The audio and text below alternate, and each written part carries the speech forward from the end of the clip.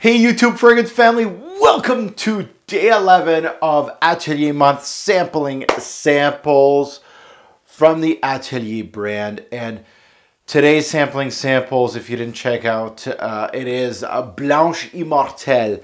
This fragrance right here, I would have to classify it as the underdog of the Atelier brand. Launched in 2014, the nose behind it is pretty much the in-house perfumier for Atelier, which is Jérôme Épinette. This fragrance is based upon the Immortelle note. And anybody that follows my channel knows that Sunshine Man from Amouage, or typically the latest releases from Amouage, is utilizing Immortelle more and more. Very interesting note to utilize, very complex note to utilize, and also a very hard note to utilize in fragrances. It's very much a compound that will be very different to, or very hard to base a fragrance upon. So when I saw Immortelle in the note breakdown, and of course in the name, I got a little excited. I wasn't really sure what I was going to get here because Immortelle is hard to do. Amouage almost perfected it to utilize it, so I didn't know if Atelier could do it or Jérôme Épinette. So he did. He did very, very well with the note of Immortelle. So the big notes in this particular fragrance would have to be Immortelle. Immortelle is huge in this fragrance. I do pick up a little bit of citruses up top. I'm not going to say they're the big notes, but they are making this introduction fairly interesting. Sandalwood is a huge factor. A vetiver also in the more into the dry down of the fragrance. So my impressions of Blanche Immortelle immediately upon putting this on my skin, I was happy. I was excited, and I couldn't wait to see how the development of this fragrance was going to be. The Immortelle shines right through in this opening. It was truly a great opening to a scent. It's a little darker than what you get from Atelier, which I fully support. And this is part of the Metal line. Of course, Silver Iris is in it, and Gold Leather, which was the star of the Atelier Sampling Samples month right now. So this is more of a line, more my taste, actually, because, of course, of Gold Leather and this one. So opening's great. It shows a maple syrup sweetness of the Immortelle note, and it's absolutely gorgeous. It's not... When you describe maple syrup, you're basically describing sweetness. There is some sweetness. There's quite a bit of sweetness in here. It's a maple syrup vibe. And it's really utilizing that portion of Immortelle more than the Amouages were utilizing. Amouage was utilizing all kinds of different portions of the Immortelle. It's a fuller Immortelle note that Amouage is utilizing. This still picks apart the Immortelle note, but very, very well represented here, the Immortelle. Very well done. So it almost, dare I say, this is a gourmand fragrance just because of the Immortelle. Maple syrup. Think about that. It's not as sweet as New Harlem. If you're thinking New Harlem syrupy sweetness, no, but it will have that same effect on you if you keep wearing it every day. Gourmands are not really meant to be worn every day. This introduction, this Immortelle maple syrup feel was paired with some citruses that kind of sit on top of that sweetness from the Immortelle. The Immortelle is your backbone, but there was the citruses, the good Atelier citruses up top. They weren't a huge part of this fragrance, but you can definitely smell them in the introduction. So very, very interesting combo. I've never really smelled Immortelle with this kind of citrus in the opening, so it was really a nice combo. So some compare this scent to a spiced baked good, you know, like some sort of dessert. And that's a good analogy for Immortelle because Immortelle gives out a sticky maple syrup vibe. It also kind of gives you a baked bread kind of smell too. So I can see where that's coming from. It's a note that I truly appreciated in Sunshine Man from Amouage. I just released the fragrance review on that like a month ago.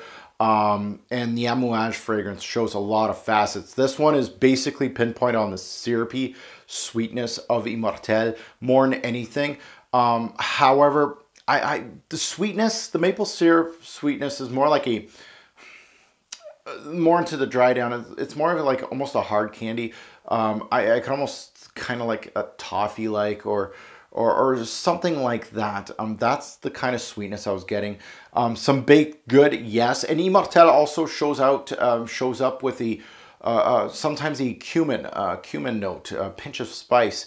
And I felt that almost like a savory, like cumin spice, if that makes sense.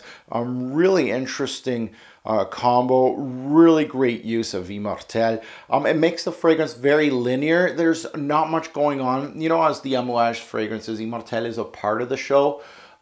This is pretty much the whole show. Immortelle is the star of the show, and there's just a little bit of nuances here and there, but really it's all about the Immortelle. So if you really want to know what Immortelle smells like, this is a great scent. It's very simple, straightforward. Forget the citruses, forget the vetiver and the sandalwood.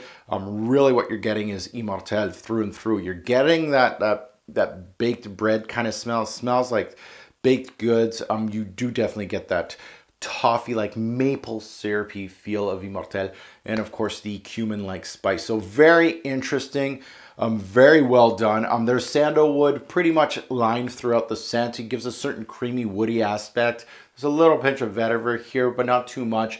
Very much a linear scent. You're not going to get much development, even though Immortelle is a very interesting note. This one's going to be great for fall. Amazing for fall. I think this one's actually kind of bottle worthy here for the fall. And absolutely right now, I don't know how many fragrance reviews on YouTube there is on this. It wouldn't surprise me if there's none. But this one wasn't one that was on my radar at all. So I think I pretty much am dubbing this the dark horse of the brand, because this thing is actually very well composed. Great use of Immortelle, like one of the best that I've smelt in my journey. Staying power, this is one Atelier